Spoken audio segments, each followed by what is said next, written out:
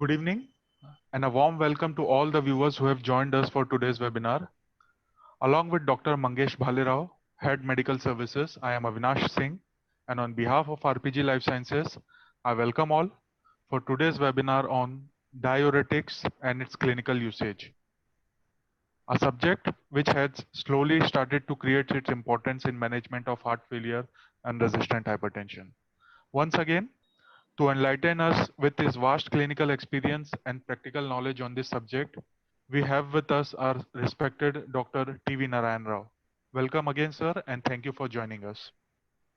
To give a brief introduction about sir, Rao sir is a retired as special grade civil surgeon from ESI Hospital Vijayawada, worked as a general secretary API Krishna District Chapter, was the organizing secretary of 41st AP State Medical Conference IMA in 99, co-chairman organizing committee of AP Epicon 2016, has delivered lectures at AP Econ and Epicon 2019, has also received awards from many prestigious organizations, and list goes on. Currently, he is associated as a consultant physician with Andhra Hospital Vijayawada. So without any further ado, I welcome Dr. Rao and would request him to continue the session. Over to you, sir. Thank you. Thank you for that lovely introduction. Hope my slides are visible and I am audible. Yes, sir. You are audible and slides are also visible. Yeah, fine. Thank you. At the very outset, once again, I would like to profusely thank Messrs. RPG Life Sciences for having arranged this evening CME. And I also thank all the participants for joining me this evening. Today, what we will do is diuretics are going to be playing a key role in the management of chronic heart failure and management of resistant hypertension. Actually, if you're going into the details of chronic heart failure, the nomenclature of heart failure itself has undergone a lot of changes in the recent past. Previously, when we were undergraduate students, we used to call that as congestive heart failure, and then subsequently people started calling that as chronic heart failure. And now I think the classification of heart failure has changed totally now. Now we call that in various categories, or divide that into various categories, like heart failure with reduced ejection fraction, heart failure with preserved ejection fraction, and then we have another category known as heart failure with mid-range ejection fraction and things like that. Basically, what we would like to do today is we will see how diuretics can be beneficially used in the management of chronic heart failure. By that I mean heart failure with reduced ejection fraction. So the outline of my talk for today's evening would be, first of all, we would look at some of the basics of diuretics, particularly the diuretics which we are going to be using basically in the management of heart failure and also resistant hypertension. We would also look at the American College of Cardiology and American Heart Association heart failure guidelines, what they are going to say about the usage of diuretics. And we will also see, are there any studies with the usage of loop diuretics in the management of heart failure? And we will see a couple of studies with the mineralocorticoid receptor antagonists in the management of heart failure. And we will see what best we can do as far as usage of diuretics are concerned in the management of resistant hypertension. And we will end with a small take-home message. So if you look at the classification of diuretics, of course, there is a big list here, but I would like you to focus on two things. One is the high efficacy diuretics, or otherwise known as loop diuretics. They are also called as potassium depleting because most of the diuretics belonging to this class of drugs, they lead to hypokalemia because of potassium depletion. There are three important drugs in this class, that is the furosemide, bumetanide, and torsemide. I think all of us are familiar with furosemide and torsemide. Though of course we don't see much usage in our areas of bumetanide. And then there are the moderate efficacy diuretics, which are known as thiazide diuretics and thiazide-like diuretics. And basically we have hydrochlorothiazide and bendrofluorothiazide in the thiazide group, and then we have the metalzone chlorthalidone and indapamide in the thiazide-like or thiazide-related diuretics. Basically all these drugs are mostly used not as a diuretics but as an antihypertensives in the recent past. And coming to the low efficacy diuretics, we have the potassium sparing diuretics. Out of these, the most revolutionary change has happened in the class of drugs which are known as aldosterone antagonists. Basically, we have two molecules in this class of diuretics. One is the spironolactone, which has been there for quite some time, and eplerenone has appeared in the recent past. Then, of course, we have the inhibitors of renal sodium channel. We have two molecules in that group, amiloride and triamterene. And then we have the osmotic diuretics in the form of mannitol, and then we have carbonic anhydrase, eskezolamide and dorzolamide. Basically, they are mostly nowadays used in ophthalmic practice to reduce intraocular pressure. And occasionally they are also used by neurologists, but not very commonly. So for today's talk, we'll focus mostly on the high efficacy diuretics or the potassium depleting diuretics or the loop diuretics, and also we'll look at the aldosterone antagonists, because basically these two classes of drugs have revolutionized the treatment of chronic heart failure or heart failure with reduced ejection fraction, as well as management of resistant hypertension. If you look at the typical structure of a nephron, look at the place where I have put the number 3. This is the ascending loop of Henle. This is where the loop diuretics act. Those are the drugs which we have mentioned as furosemide and torsemide and bumetanide. They act at the ascending loop of Henle. And then come and look at the number 5. This is the collecting duct. This is the place where the aldosterone antagonists mostly act, the spironolactone and amiloride and triamterene. So looking at the loop diuretics, as we have already discussed, there are about 3 or 4 drugs which belong to this class, and mostly we are familiar with furosemide and torsemide. Bumetanide is not such a commonly used drug in our areas. Basically what they do is they inhibit the coupled sodium potassium chloride co-transporter in the thick ascending loop of Henle. They are high ceiling diuretics, by which I mean to say that they are the most efficacious or the most potent diuretics of all the available diuretics today. And they eliminate more water in comparison with the sodium that they tend to eliminate from the body. Over a long period of usage, probably there is a doubt whether they can cause some amount of ototoxicity, and they can also cause hypokalemia. This particular ototoxicity is going to be very, very common if you are going to co-administer loop diuretics along with aminoglycoside class of antibiotics. So whenever you are using either loop diuretics or aminoglycoside antibiotics, as far as possible, it is better to try to avoid using them together, because together they may lead to a lot of ototoxicity.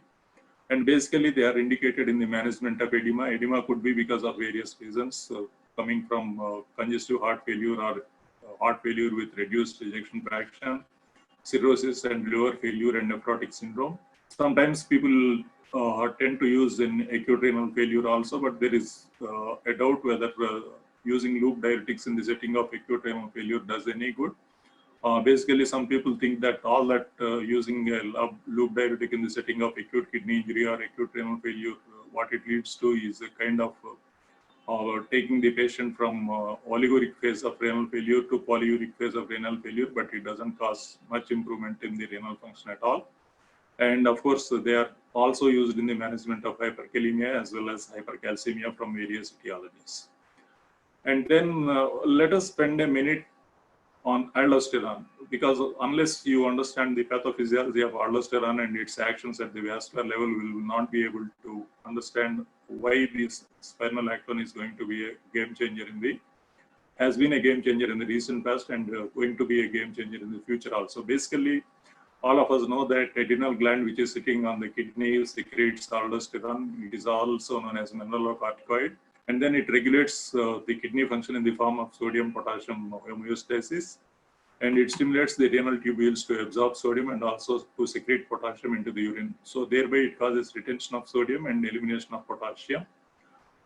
And the other actions of this aldosterone are basically because of its sodium and water retention, it causes increase in blood pressure. But what is more worrisome with the action of aldosterone is it tends to cause fibrosis, atherosclerosis, thereby resulting in cerebrovascular disease and chronic kidney disease, and sometimes resulting in stroke. So if you want to prevent all these non-genomic functions of the aldosterone, like vascular fibrosis, atherosclerosis, and onset and propagation of cerebrovascular disease and chronic kidney disease and stroke, we need to do something about this aldosterone molecule. So at that point, I think spironolactone plays an important role. Basically, spironolactone is a molecule which acts as a mineralocorticoid receptor antagonist. In other words, in simple words, it counteracts the action of aldosterone at various receptors. So basically, as we have seen in the previous picture, it acts on the cortical segment of the distal pupils. It is, as I said, the competitive antagonist of aldosterone.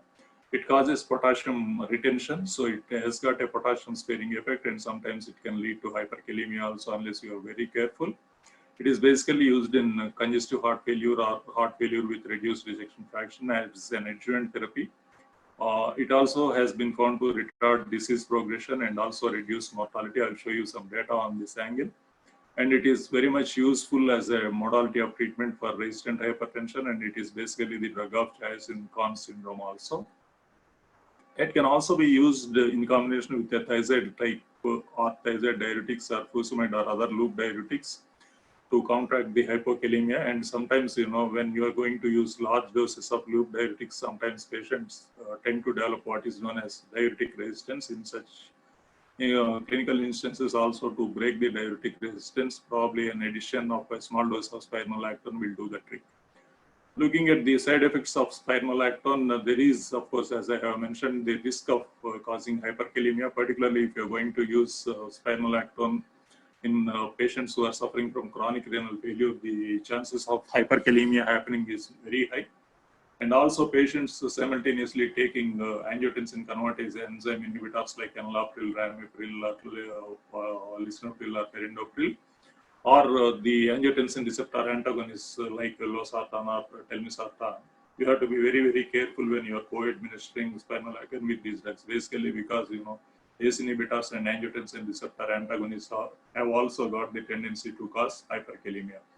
And for some reason, if your patient was put on potassium chloride supplements for any reason, and if you're going to simultaneously administer spironolactone to these patients, there is a chance that your patient may land up with dangerous hyperkalemia.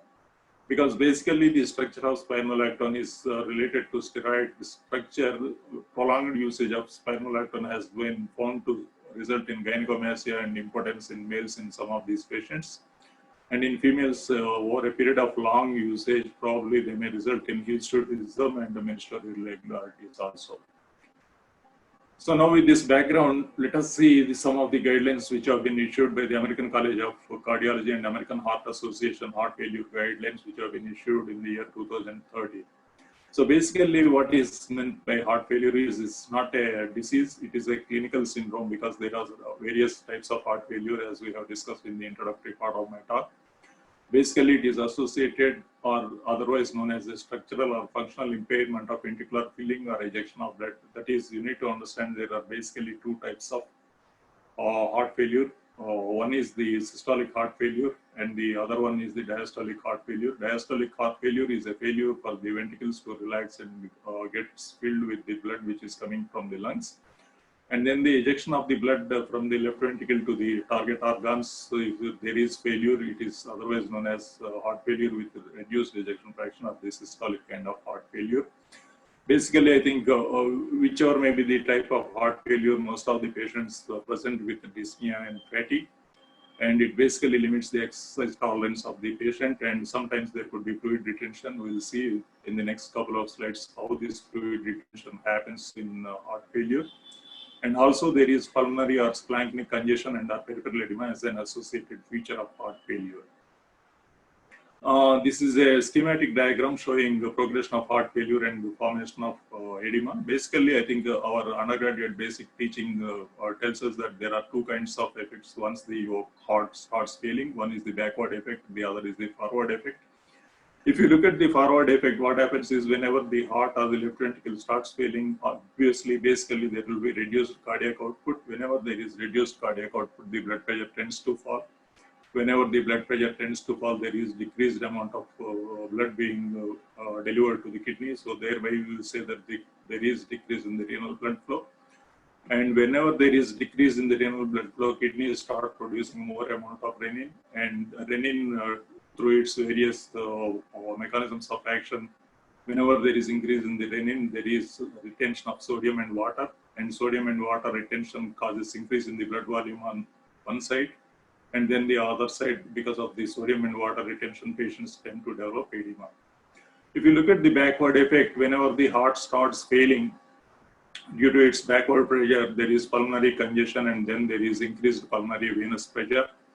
which can directly lead to pulmonary edema kind of picture, or it can result in the increased resistance to right ventricular outflow, thereby causing right heart failure. And which, whenever the right heart fails, there is systemic venous congestion and increased systemic venous blood pressure, hemodynamic pressure, ultimately leading to edema. So whenever you are starting with a condition known as heart failure or left heart failure, whether it is going to take a backward effect or a forward effect, ultimately patients tend to result in a clinical feature which is described as edema. So if you look at the SCCAHA guidelines, as we have been talking about, which were issued in 2013, usage of diuretics has been put on as class 1 indication. Diuretics are recommended in patients with heart failure with reduced ejection fraction who have evidence of fluid retention. Unless contraindicated to improve symptoms, we must use diuretics, and the level of evidence is class 1C. So out of these diuretics, the preferred drugs are the loop diuretics, and thiazide diuretics, though of course have been advocated as a modality of treatment in hypertensive patients with heart failure and mild fluid retention. I don't really think nowadays anyone of us are using thiazide diuretics as a treatment modality for heart failure. Basically, we start using a small dose of loop diuretics itself. What they does is they increase the urinary sodium excretion and they decrease the physical sense of fluid retention, and also they improve symptoms and exercise tolerance in patients with heart failure. Looking at the other recommendations, you need to start these whenever there is evidence of fluid retention. And please remember, starting and ending with the usage of diuretics is not the be-all and end-all of the treatment of heart failure. You need to use many more drugs.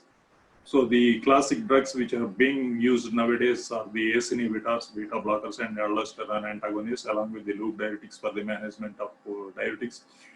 If some of you belong to my age group, I think all of us are familiar when we were undergraduates.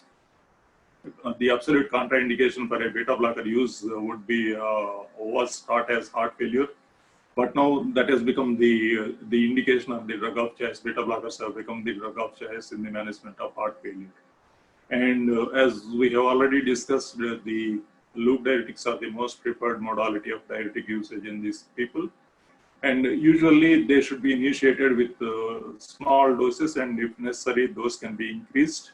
And the ultimate goal of therapy with the use of diuretics in the management of HFrEF is nothing but heart failure with reduced ejection fraction, that there should not be any clinical evidence of fluid retention.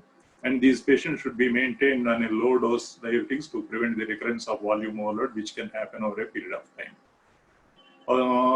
So I have also in passing mentioned that some of these patients may develop diuretic resistance, where the usual doses of diuretics fail to achieve good response as far as diuresis is concerned. Sometimes some of these causes which can result in diuretic resistance could be like, high dietary sodium and simultaneous administration of non-steroidal anti-inflammatory drugs, and also impaired renal function and perfusion can also lead to diuretic resistance. So how can you treat these diuretic resistance? Is probably you can switch over to intravenous mode of delivery of diuretics instead of oral, or you can use different classes of anti-diuretics combined together, like, you can use metalazone along with the loop diuretics, or you can use loop diuretics along with aldosterone antagonists like spironolactone. So using diuretics belonging to two different classes sometimes help us in overcoming the diuretic resistance.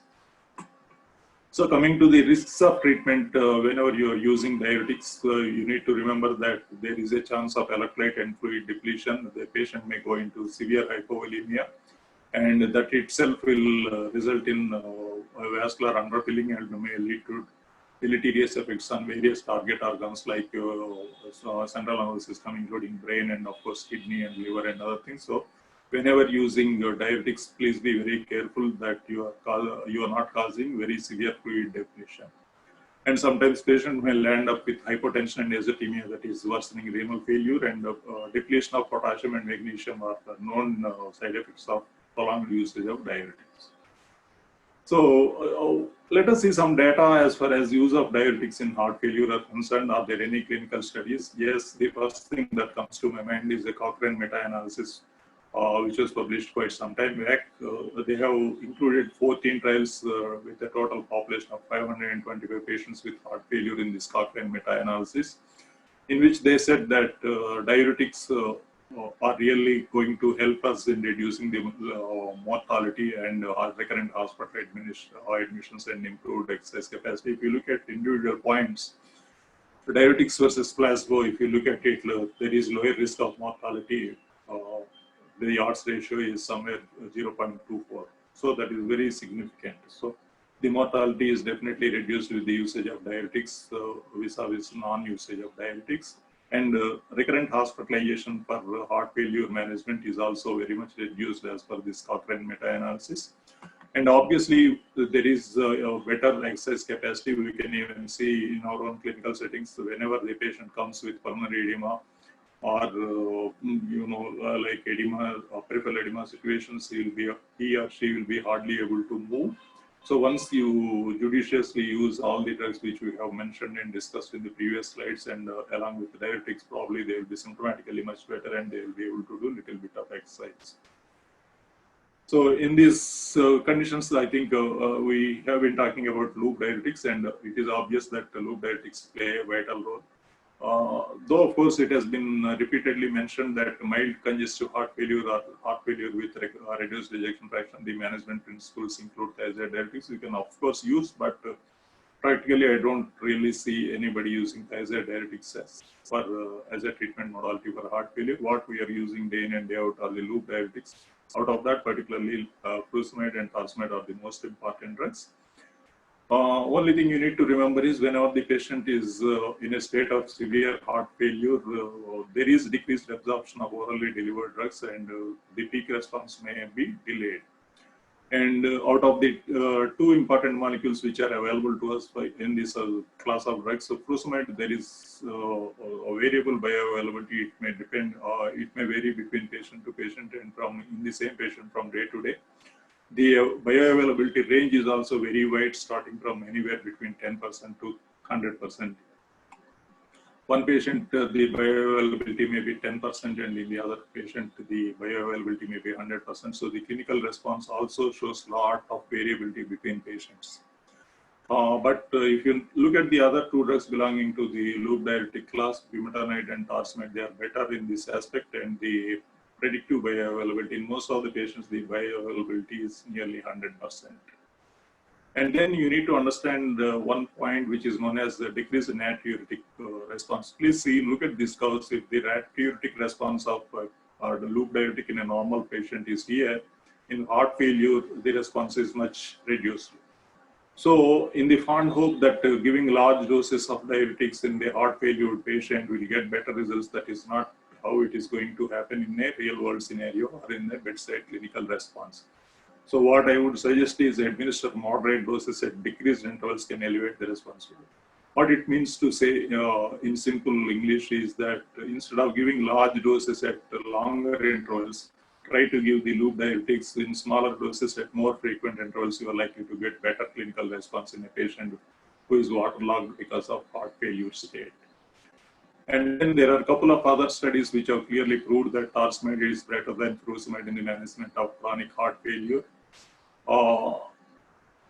There is evidence to show that either torsemide or bumetanide are more effective than furosemide in reducing symptoms such as dyspnea and fatigue, and it has been proved to be better as far as weight loss is concerned. And there is also clinical data to show that if you are going to use torsemide instead of furosemide, that can lead to lesser number of hospital readmissions for the management of heart failure worsening. And there is also data to show that the all-cause mortality is much better in the group of patients who have received torsemide in comparison to furosemide. And we have also seen that the bioavailability of torsemide and bumetanide is much better in comparison to furosemide. And please remember, torsemide has a longer half-life than both furosemide and bumetanide. So probably you can get away by giving once or twice in a day, as if it is a molecule like torsemide. And please remember, whenever there is a medical emergency, particularly if a patient is very much hypoxic and severe heart failure, I think intravenous loop diuretics are more potent than oral loop diuretics. So in such an emergency situation, it is obvious that we need to give them in an intravenous delivery. This is one study which is known as TORIC study, which clearly showed that torsemide is much better in comparison to furosemide as far as heart failure patients are concerned. This is a study which was done on nearly 1,377 patients with New York Heart Association class 2 to 3 congestive heart failure. On top of standard therapy for 12 months, these patients were divided into 3 groups. One group received torsemide, another group received furosemide, and then there were some other diuretics were used in the third group. So what it has shown is that torsemide is much better versus furosemide as far as mortality reduction was concerned. The mortality was 2.2% in the torsemide group and 4.5% in the furosemide group. The functional improvement in patients was also much better in the torsemide group. Nearly half of the patients were improved symptomatically or functionally in the torsemide group, not so many in the furosemide group. And there is lesser risk of low serum production, that is hypokalemia, happening. Hypokalemia was observed in about 13% of the patients who are using torsemide, in comparison to nearly 18% of the people who were using furosemide have developed hypokalemia. And there was subsequently another meta-analysis was published recently in the year 2020, that is this year, in the January issue of American Journal of Cardiology, wherein 19 studies were included in this meta-analysis with a total patient population of nearly 20,000 patients with a follow-up duration of 15 months. And it has been once again proved that there is lower risk of hospitalization due to heart failure in the group of patients. Torsemide was 10.6%. In the group of patients in whom furosemide was the drug was 18.4%. So it's nearly double in the group of patients who are receiving furosemide, as far as recurrent hospitalizations were concerned. And it was also shown in this meta-analysis that there is much more better improvement in the functional status in the group of patients who are using torsemide. This is as far as the usage of loop diuretics are concerned in the management of heart failure with reduced ejection fraction is concerned. Now we'll see, on top of usage of loop diuretics, if you're going to use aldosterone antagonist, particularly eplerenone or spironolactone, are you going to get any better effects or any added benefits as far as heart failure outcomes are concerned? There are about 3 important studies in this area. They go by with the names RAL study, EPHASIS study, and EPHASIS HF study. We'll see each one. So if you look at the RAL study, this is otherwise known as randomized aldactone evaluation study. It is a very simple study. Basically, what they have done is they have taken patients belonging to NEHA 3 or 4 class of heart failures, that is the worst form of heart failure we can have, with a left ventricular ejection fraction of less than 35%. All these patients at baseline were receiving drugs belonging to the classes of angiotensin convertase enzyme inhibitors and loop diuretics along with digoxin. And then they were divided into 2 groups. One group received spironolactone, which was an aldosterone antagonist, given at a dose of 25 milligrams per day, and the other group received placebo. So these patients were studied over a period of 3 years, and the primary endpoint was total mortality. Secondary endpoint was cardiac mortality, hospitalization, cardiac mortality or cardiac hospitalization, and changes in NEHA classification. At the end of 3 years, you can clearly see the beneficial effects of spironolactone in this class of patients. All-cause mortality was reduced by 30%.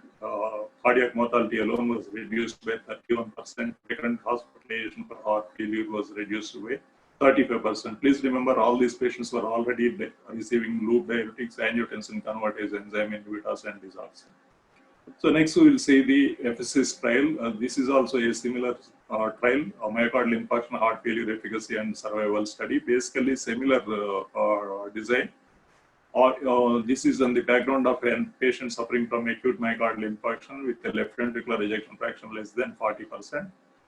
And the patients were on standard therapy. Nearly 6,600 patients were included. Post-MI ranging anywhere between 3 to 14 days to post-MI duration. And then one group of patients received eplerenone at a dose of 25 to 50 milligrams given once a day. The other group received placebo.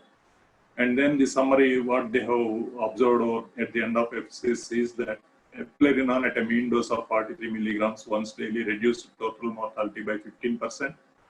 Cardiovascular mortality, recurrent hospitalization by another 13%, cardiovascular mortality by 17%, sudden cardiac death by 21%, total mortality with total hospitalization by 8%, and patients hospitalized for heart failure were 15%, episodes of hospitalization for heart failure 23%.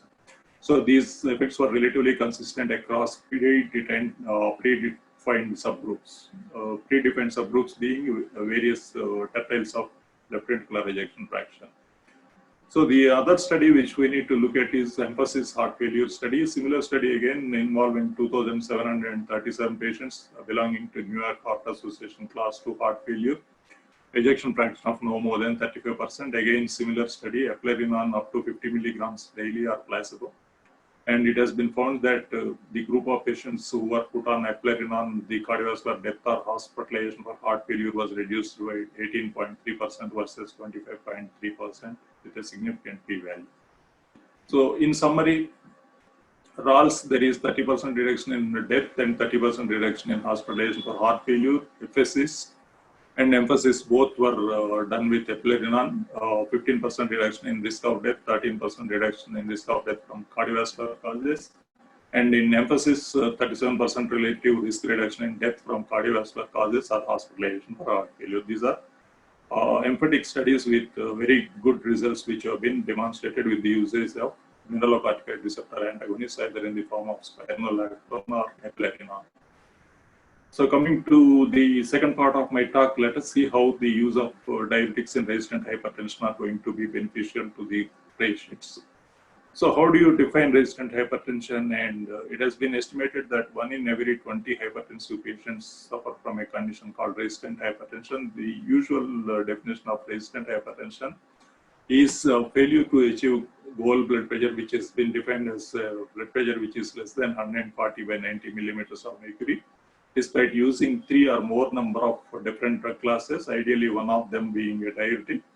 Ideally, all drugs are delivered at an optimal dose and BP control, but requiring more than 4 antihypertensive agents of different blood classes. All these criteria, if they are fulfilled, you can say that your particular patient is suffering from resistant hypertension.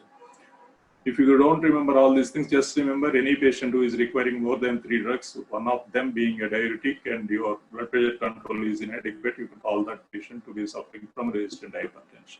And then the International Society of Hypertension and American Society of Hypertension, they have advocated spironolactone at a dose of 25 to 50 milligrams can be an effective modality of treatment in reducing blood pressure when added to standard 3-drug regimens.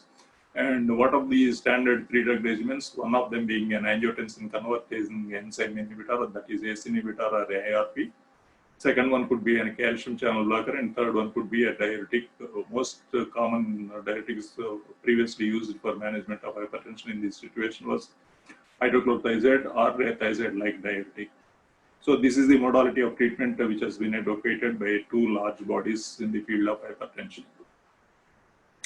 So what is the scientific basis to say that spironolactone is the preferred drug in such a situation is one study which comes to my mind, and one of my all-time favorite studies is the Pathway 2 study, which was done by Brian Williams' group from United Kingdom. What they have done is they have used spironolactone versus placebo, bisoprolol and doxorubicin to determine the optimal treatment for drug-resistant hypertension. This is a randomized double-blind trial. So the summary of this study, or the inference or the conclusion from this study, was spironolactone was the most effective add-on drug for the treatment of resistant hypertension. And the superiority of spironolactone supports a primary role of sodium retention in this condition. If you want to look at the actual results from this study, you can clearly see that the mean reduction of blood pressure in this study was with spironolactone, the change from baseline was 14.4. Whereas the other drugs which were included in this study, doxorubicin, which is an alpha blocker, the change from baseline was around 9 millimeters. Bisoprolol, which is a beta blocker, it was 8, and then placebo 4. So again, spironolactone in comparison with all the other molecules which have been studied against it, you can clearly see the p-values being very significant in favor of spironolactone. The beauty of this study is this study was not sponsored by any pharmaceutical industry or any pharmaceutical company. This was funded by the British Heart Foundation and National Institute of Health Research. So you can straight away say that there is no bias as far as the study and the results are concerned. The other important study which has shown the beneficial effects of spironolactone is the resistant hypertension optimal treatment trial, which in abbreviation will be called as REHOT trial. What they have done in this particular study is they have studied spironolactone versus clonidine as a 4th drug therapy for resistant hypertension. And at the end of 12-week treatment with spironolactone, which is given at a dose of 12.5 to 50 milligrams once a day, or clonidine given at a dose of 0.1 to 0.3 milligrams twice a day, they have included nearly 1,600 patients. The primary endpoint, that is similar BP control during office, which was 140 by 90, and a 24 hours ambulatory blood pressure monitoring, which was less than 130 by 80, was similar in the two groups of patients, that is spironolactone or clonidine. But then spironolactone promoted greater decrease in 24 hours systolic and diastolic blood pressure and diastolic daytime ambulatory blood pressure better than the clonidine. This was the secondary endpoint. So the trial authors concluded that considering greater decrease in secondary endpoints, spironolactone is preferable as the fourth drug in the management of resistant hypertension. So I will conclude my study by giving you some take-home messages. The take-home message is diuretics in heart failure with reduction or reduced ejection fraction is the class 1 recommendation, and loop diuretics are the preferred modality of treatment. Aldosterone receptor antagonists are recommended in patients with New York Heart Association class 2 to 4 who have low ventricular ejection fraction in and around 35%. The classical drugs which are available to us are the spironolactone and eplerenone. Out of these two, I think spironolactone is much cheaper in compared to eplerenone and widely available in the market. And heart failure with preserved ejection fraction, aldosterone antagonists to reduce recurrent heart failure hospital admission. And intravenous loop diuretics are more potent than the oral loop diuretics, particularly in case of an emergency.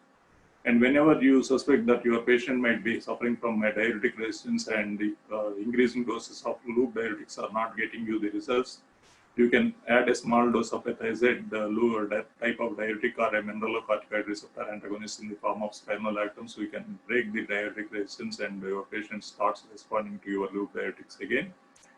And as far as resistant hypertension is concerned, I think spironolactone has been established as a preferable modality of treatment in the place of a fourth drug. So with that, I conclude my presentation, and I think RPG Life Sciences are introducing a combination molecule in the form of Arlac20, which consists of spironolactone 50 milligrams and arsenite 5 and 10 milligrams.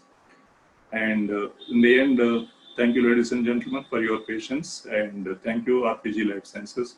Back to the organizers. Thank you, sir. Wonderful presentation. I would require. We'll have questions. Yeah. From the participants. Participants can ask questions, and they can type the questions in the Q&A box. So before participant could type questions, so we have few questions. Like, what are the important clinical parameter based on which you would up-titrate, or maintain the dose of diuretics? So I would look at two things. One is the urine output, which is usually measured in the patients with heart failure whenever patients are in the admitted in the hospital. One thing. Second thing is, and second and sometimes more helpful and more important would be the clinical response. Suppose if your patient is admitted with pulmonary edema, wherein you hear a lot of palpitations in the patient's lungs, I think you need to auscultate the patient at least 2 or 3 times in a day and see whether the patient's pulmonary congestion has come down and patient is more comfortable and is secreting good amount of urine. Once the patient stabilizes, in all these aspects, I will try to reduce the loop diuretic dose to a minimal level at which the patient will be comfortable and can be maintained on an outpatient basis. Right. Sir, how do you manage? See, heart failure with reduced ejection fraction is okay, but how do you manage heart failure with preserved ejection fraction? That is the biggest problem which is being faced by most of the physicians and cardiologists nowadays, because as of now, there is no satisfactory treatment for heart failure with preserved ejection fraction. Of course, various things are being tried, like ACE inhibitors and angiotensin receptor blockers and small doses of diuretics and all those things. But I would like to say that as on today, I think probably there is no satisfactory treatment wherein you can say that this is the drug of choice for heart failure with preserved ejection fraction. Having said that, I think the underlying diseases must be curtailed or managed effectively. Like, if the patient is diabetic, good glycemic control, and if your patient is hypertensive patient, good management of hypertension, and particularly please look at your patient whether he is suffering from any obstructive sleep apnea kind of thing, which may underlie sometimes, resistant hypertension as well as heart failure with preserved ejection fraction. So I think looking at the underlying clinical pathologies which are precipitating the heart failure with preserved ejection fraction and managing them well is going to help a lot in the management of heart failure with preserved ejection fraction. Diuretics, I really don't think they are going to play a very big role. They may play a small role as far as symptomatic relief is concerned. Right. What are the factors that you would like to tell our physicians that that needs to be taken care to prevent the diuretic resistance? And if it happens, what is your approach? Yeah, as we have discussed during my presentation, please remember giving large doses of diuretics doesn't serve any purpose. So suppose if you are having a patient on your hands who is this, say, NIHA 3 and with ejection fraction around 35 to 38%, just don't dump him with about 40 milligrams of torsemide in the morning and 40 milligrams of torsemide in the night, or say 100 milligrams of furosemide in the morning, afternoon, night. What I would suggest is when your patient starts showing good response, reduce the dose of diuretics, particularly loop diuretics, and give them in smaller doses at more frequent intervals. Probably, I think torsemide can be given twice or thrice a day. We know that is a long acting, but still we can choose the smaller doses given twice or three times a day would be much better rather than giving large doses at a distant time periods, and also adding another diuretic which belongs to a different class. I think in such a scenario, what I found heartening is that metolazone, if you can give these patients a small dose of metolazone, that really breaks the diuretic resistance. And sometimes a simple addition of spironolactone, say not necessary that you should give about 50 milligrams of spironolactone. I have seen a couple of my patients who are not responding to loop diuretics, just add 12.5 milligrams of spironolactone per day. I think beautifully the patient starts responding again. Here, I think the understanding of the pathophysiology itself is very, very important. Whenever your patient is being treated with loop diuretics, what happens is the intravascular volume goes down. So whenever the intravascular volume goes down, there is underfilling of the splanchnic blood flow, and then kidneys perceive that there is hypovolemia, and they start producing a lot of renin-aldosterone. So unless you break the chain of renin-aldosterone stimulation or the effects of aldosterone action on the kidney, you are never going to get a good diuretic response. So that is the reason why adding a small aldosterone antagonist in the form of aldactone will go a long way in breaking this chain of diuretic resistance. So small doses of loop diuretics, more frequent intervals, adding a different class of diuretic at a small dose, particularly aldactone, I thought would do the trick. How do you use spironolactone in resistant hypertension? What's your approach, sir? So generally, I usually start if the patient has class 2 or class 3 hypertension, I will straight away start my patients on a 2-drug combination, and my most preferred 2-drug combination is a calcium channel blocker given along with an ACE inhibitor or angiotensin receptor blocker. Sometimes if the patient has got an associated element of coronary artery disease, probably I will add a beta blocker as the 3rd drug of choice. And sometimes I do add a thiazide-like diuretics. I don't generally use hydrochlorothiazide, but my preferred drugs are either, mostly my patients will receive chlorthalidone or indapamide. I prefer out of these two indapamide, and then at the end of say about 4 to 6 weeks or sometimes 3 to 4 months, if the patient is not responding, I straight away start with spironolactone 12.5 milligrams. That is my most preferred drug as far as the treatment modality of resistant hypertension is concerned. Most of my patients have responded to a small dose like 12.5 milligrams. Some of them were updated to 25 milligrams. In at least 2 patients, which I can recall offhand, at least in 2 patients, I could really come back on the doses and subsequently down titrated spironolactone to a dose of 12.5. And I have even withdrawn one of the 3 drugs which I have been already using. Particularly one patient I have started on 5 drugs, 4 classical antihypertensive drugs, calcium channel blocker, ACE inhibitor, and a thiazide diuretic and a beta blocker. And then on top of that, I needed to add a spironolactone at a dose of 25 milligrams. Now, this particular patient who belongs to this capital area of Amaravati, he is being beautifully maintained with a combination of 40 milligrams of telmisartan, 5 milligrams of amlodipine, and spironolactone at 12.5. His blood pressure is always 130/8. Right. We have recently launched the combination of spironolactone and torsemide. What's your expert opinion on this combination? And that would be a concluding remark for today. This particular single pill combination, particularly, I think it will be useful in treatment management of patients with reduced ejection fraction rather than in resistant hypertension. For the simple reason that I have shown you data in my presentation wherein adding on to loop diuretic a small dose of aldactone, particularly in the RAL study, has shown tremendous amount of benefit. So whenever you are thinking in terms of using a diuretic in any patient with heart failure with reduced ejection fraction, I think probably you can choose this particular aldactone T combination so that serves 2 purposes, I feel. One is it reduces pill burden and you are going to give the benefit of using loop diuretic as well as spironolactone in one pill. As far as the management of resistant hypertension, I think loop diuretics does not play a very great role. So I think I'll still have to go with aldactone as a standalone preparation.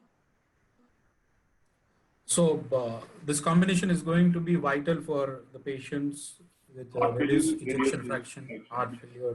I think most of us have been already using a loop diuretic along with spironolactone, but only thing is we were forced to give 2 different pills because the combination preparation was not available. So the job is getting easier now with the introduction of your particular preparation wherein you are delivering torsemide along with spironolactone in a single pill. That reduces the burden also because at that stage, I think each patient will be probably taking not less than 10 to 15 tablets. So even reducing 1 tablet would go a long way as far as patient compliance is concerned. Right.